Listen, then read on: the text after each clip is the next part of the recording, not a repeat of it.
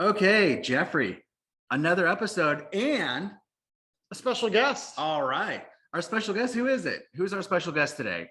coach and top real estate agent, Jason Delatte. Wow, Jason, welcome. So, Jason, first, tell us a little bit about yourself. I know he said you're a coach. What does that mean? Well, it means I have two children, 14 and 12, first of all. So that's kind of where that's where I get that's where I realized that I am a coach. But man, I've always been someone who just loves to give, Mhm. not to get anything in return. I just love to be a part of people's wins and their processes. And it was, I didn't realize I had a passion for coaching until I got into coaching. And then I Yeah. realized, like, man, I could do this and really help people scale their business. So, Mhm. Yeah, I found out that same thing of like when I started leading a team, realizing on how much I enjoyed doing it mhm. and helping other people, but then also learned twice as much as what I was when I was an agent. There's nothing like Absolutely. teaching. Yeah. Well, to respect your time, Jason. One of the reasons we wanted you to be a part of this today was because we want to talk about hitting your ceiling of achievement and what the next thing is. A lot of agents, we figure out how to get leads, we figure out how to work our sphere. Mhm. We get those coveted listings, and we've talked about how many more listings you can work in prior episodes than just with buyers. And then you've got to go. Then you end up at the third side of the triangle. You get to a point where it's just too much. You're stressed out, the kids aren't happy and you're figuring I've got to do something. Yeah, you haven't seen the kids in a long time, and that's where leverage comes in. So, where in your life or what points in your life did you see that you had to hire that first person? What was happening in your life when that occurred for you? Well, for me, I'll tell you, I've always realized that I needed it, right? But it was always that, can I afford? Can I afford the 10 to 20, the 10 to $12 an hour person? Do I have enough things for them to keep them busy, and vice versa? So that was always on the back of the mind. But I really think what really pushed me over the edge was, number one, getting into coaching. So I coach just on one day a week. I coach on Thursdays, but I couldn't never be able to do that unless I have other things in place, other systems and processes in place. So that's when that started. But the real kicker for me was really COVID. Honestly, I realized how valuable my time was, and that spun a lot of buyers into the industry, into the market. And between whether you work in Zillow Flex, Realtor.com, everybody wanted to see houses, take advantage of the market. And so, look, we've all heard it before, right? You can take my $10 and I have the privilege and the resources to make it another $10, but you take my 10 minutes and it's gone. Right. I can't get that back. And that was really what I was like, okay, I either need to either hire a showing assistant, an admin to do, all the things that I'm just not good at, or I got to go a different direction. So that was really for me the two things. Yeah. So what did you land on? What did you hire first? Please say. So I definitely admin. Absolutely. This was gonna go. We were gonna have an interesting episode. He's like, I hired a CEO first. Yeah. No, the thing for me is really, and I'm understanding more and more, being a business owner, that I think we're born with natural gifts. Our personality is strong and naturally in some areas. And then it's just some areas that I don't want to call them weaknesses, but we're just not the best in these areas. And so I don't like them. Yeah. Exactly. And what I found myself doing, I was trying to make what was weak strong, while what was naturally strong was getting weak. Yeah. And then I realized, like, man, there are people who maybe admin and systems and processes, it might be my weaknesses, but this is somebody else's strength. Who would love the opportunity to make $10, $12 an hour doing this. And so I had this misconception that just because I hated it, everybody hated it. Right. Yeah, that's actually one of the things that one of my friends, John Maxwell, talks about when he was saying, like, on a scale of 1 to 10, with 1 being just give up and 10 being a rock star at it, and we looked at, this is one of the things that I had to look at myself, is if I looked at my listing strength, I was probably at about an 8. And if I looked at working with buyers, I was probably about a 4. And if I was going to be focusing and putting one more notch onto any of those, well, if I put it towards buyers, I'm at a 5. I'm still failing at it. But if I put it at towards the listings, well, then I move to 9, one away from maximizing like everything I can about listings. And so taking that aspect and realizing, okay, so I'm really good at listings. Let me focus on just doing that and get better at it. And then looking at what Jeffrey's strengths might be of working with buyers, and just say, here, you take all of them. And there's so much. I work with agents all the time who are afraid to give up control or afraid to give away something to someone else, worrying that they're going to lose their client or lose their customer service satisfaction. Or how is it that you're able to overcome that and say, take it so I can grow? Great question. I realize that as great as I think I am, they don't necessarily want Jason Delatte. They just want the experience that Jason Delatte creates. Mm-hmm. And so as long as that client or customer gets the same experience, right? We call it the Delatte difference. Oh, So I love that. Once they get the same experience, because it's predictable, it's scalable, it's replicable, they don't need Jason Delatte. They're okay with this person or this lady or this gentleman. Yeah. And so it's just realizing that, we've all heard it 1,000 times, right? If you don't have an assistant, guess what? You're the assistant. Mm-hmm. Yeah. And I think what Adam was saying before too, of oh, I wish if I could just focus on listings and gave all my buyers up. I think that's a mistake a lot of agents do.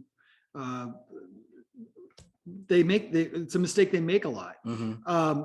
They say, oh, let me go get a buyer's agent before I've got 2 admins. Yeah. And as a result, they've given up their a really great revenue opportunity. They're splitting it at best 50-50 with that buyer's agent. Yeah. And they don't have an admin to do all the support work. So guess who's the admin on the team? The lead agent. Yeah. That's right. Yeah. Right. So I think, man, what am I not doing well? You know what I'm not doing well? I'm not sending 12 postcards out to my database a year. Mm-hmm. I know the rule, right?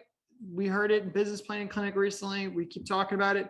It's back to the very basics with talking to your sphere. Yeah. It's 4 calls a year, 1 a quarter, and 12 postcards At a minimum. cute on the front, stats on the back, right? Yeah. But am I the right person to do that? No, I hate it. It Yeah. drives me nuts. Stamping, licking, whatever, all the things. I buy the pre-licked stamps. Yeah, that's nice. But how do you lick the envelope? Yeah. So, all these things are difficult to do and all line up. But when you have an admin who actually excels at that, who's happy to see you succeeding at a high level. And I think that's another thing we forget. Not everyone is a highly driven commission sales mentality person. Yeah. Right. I think the 3 of us and many agents thrive at the idea of having no guaranteed income, and we got to go make it ourselves. Yeah. And man, that's a fun challenge that we live for. It's exhausting. Yeah. Right. It's okay. But a lot of people don't like that. I agree. The reality for me is, and I think a lot of us, definitely us 3 included, but the reality is we got into this business to sell houses, right?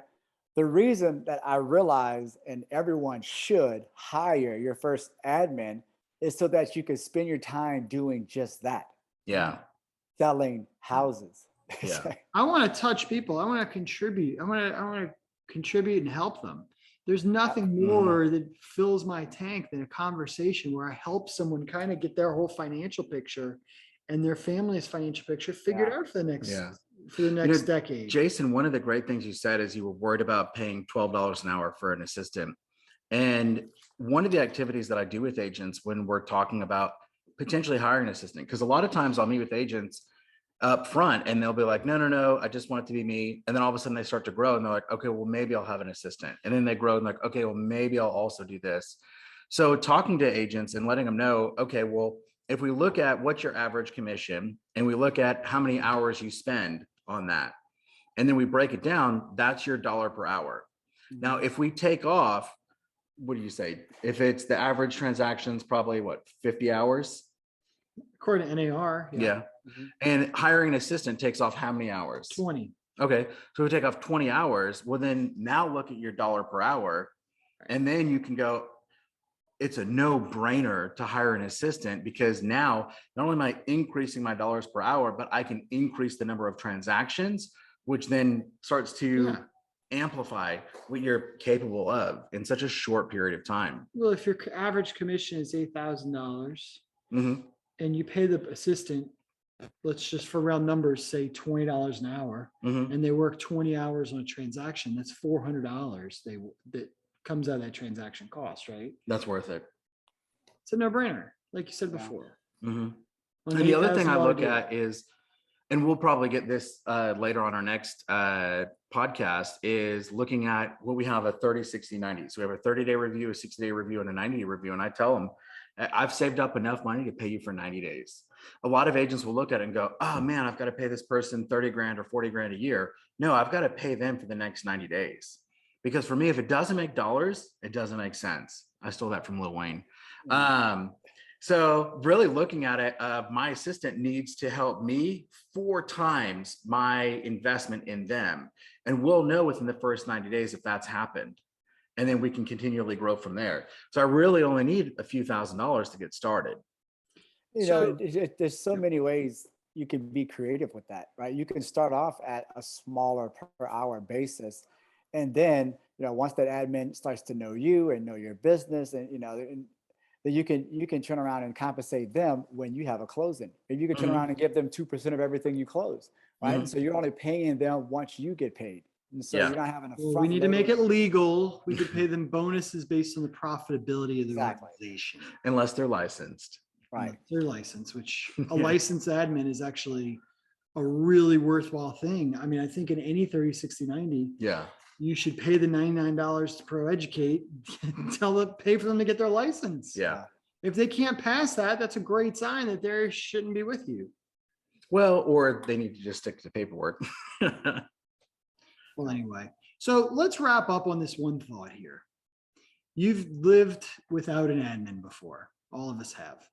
What were some of the things, what were some of the warning signs in your life that you needed an admin?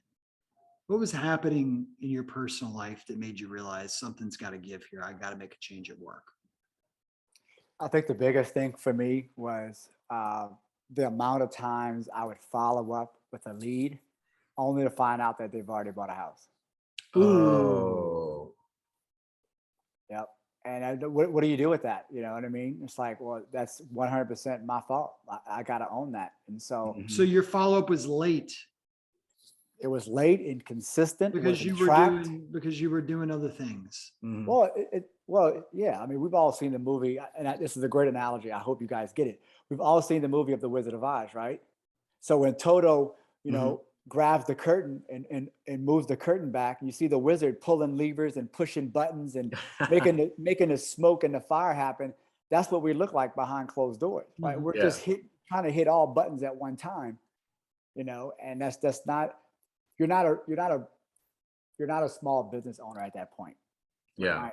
You might be a real estate agent, but I'd rather be a small business owner that specializes in real estate versus Mhm. just be a real estate agent. Yeah. I love that mindset. I Mhm. love that. That's why we want to have you coming on. So Yeah. Let's Well- be small business owners and let's start to grow together.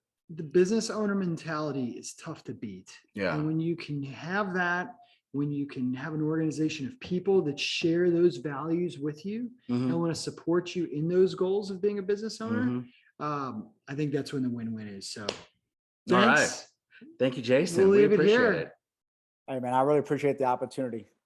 And for everybody listening, we'll put Jason's contact information in the description, so you can reach out to him if you're looking to buy, sell, or invest. Thank Have you a guys so great- much. See you next episode. Thank you.